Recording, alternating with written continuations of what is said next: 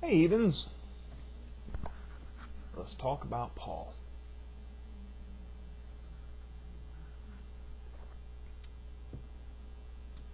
Okay, what do we know about Paul? Outside of the Bible. He was born in 10 CE in what is basically modern-day Turkey. Okay, got a map? Look up Turkey real quick. Town called Tarsus. Really? Oh. Paul tells us in Romans 11:2, I am an Israelite myself, of the stock of Abraham, of the tribe of Benjamin. Philippians 3:5 says, circumcised on my 8th day, Israelite by race, of the tribe of Benjamin, a Hebrew born and bred, in my attitude to the law, a Pharisee. Okay, is he an Israelite? Or is he from Tarsus? Now, he uses kind of little funny words there, and this is what Christians will take. Oh, he says in his attitude he was a Hebrew. He's not actually a Hebrew, but he was a Pharisee. That means that there is no wordage there. A Pharisee, it says. Well, be Pharisees outside of Israel. Okay.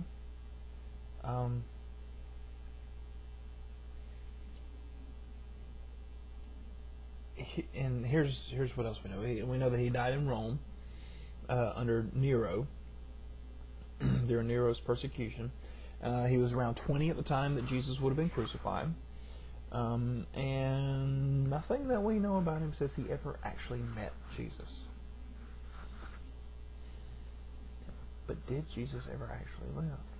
What's the deal with old Paul here? Here's what we know about Paul from the Bible. Paul is a nasty little bastard who goes around and is very mean to Christians. And this, of course, is he's doing this under the orders of the high priest. Wait, whoa, hold on. There's a big problem there.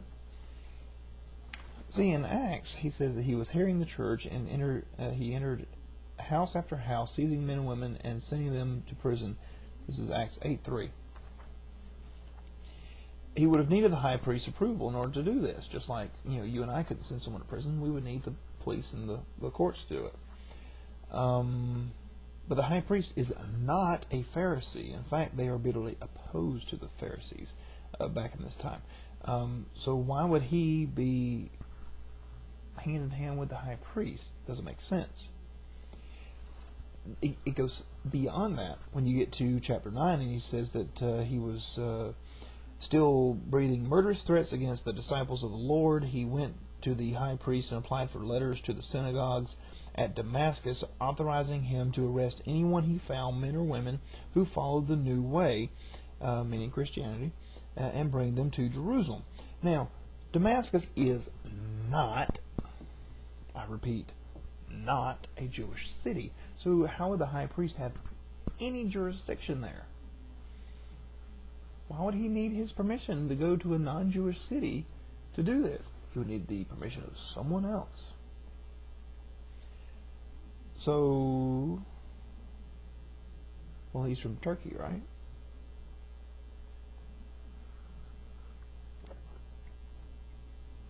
He's basically a Roman citizen.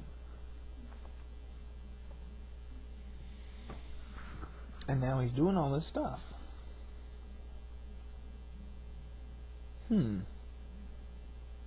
Something else interesting happens with old Paul. He's going down the road to Damascus, and suddenly, boo, I can't see. Oh, gee, I can't see. And he has his sight restored by this wonderful little fellow who restores his sight. Good thing he was around. He had a vision during this time which told him to quit persecuting the Christians And he decided, oh, well, good plan. I'm going to follow this vision that I had and start believing in Jesus. And telling everyone else to believe in Jesus. Why? All right, well, here's where it gets interesting, folks. I suggest to you that Paul was a con man. We already know he wasn't a good guy. He was doing nasty things to innocent people. In the Jewish religion, you were supposed to give up 1/10 of your earnings to the church. Paul saw a way to cash in on this. Hey, there's a guy named Jesus, and he's the Messiah, and you need to give me 10% of your earnings because you guys are a bunch of backwards hicks, and I can get over on you.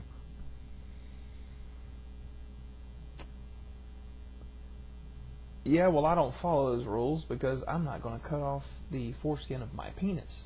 Oh, no, don't worry about that. That's just a Jewish law. Yeah, well, I like pork, and I'm going to keep eating my pork. Oh, yeah, that's fine. That's no big deal. Just go ahead and convert on over to our religion. Look, I'm not giving you 10% of my money. Well, then give what you can. How about that? These are some radical changes to Jewish law to join the religion of Jesus, who was a Jew, and who also said that not one single jot or tittle of the law would ever go away for the entire time of the earth, but would before the earth and heavens pass, or some sort of belonging like that. So if Jesus was such a staunch supporter of the law and never comes along and says, we're not going to do this anymore, where did all these ideas that the Jewish law no longer applies come from? Well, it comes from Paul. These are all Paul's ideas. He's the one who decides, okay, well, you guys don't have to do this anymore. Paul's the guy who writes off the dietary laws and everything else too. Why would he do that? Oh yeah, to get more converts. Oh, was that you say? Paul was in prison during some of these letters. Oh yeah, well, that's interesting. That's very interesting. Wow. He couldn't get no 10% if he's in jail, that's right. You know what? Paul didn't write any of this stuff. Paul had an assistant write it for him. And the same assistant is believed to write the book of Luke.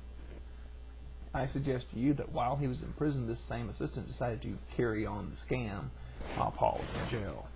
Why was Paul in jail? Now, if you believe the Bible, it's because he was supporting Christianity or whatever. I suggest to you because they figured out he was a con man and they shut him down.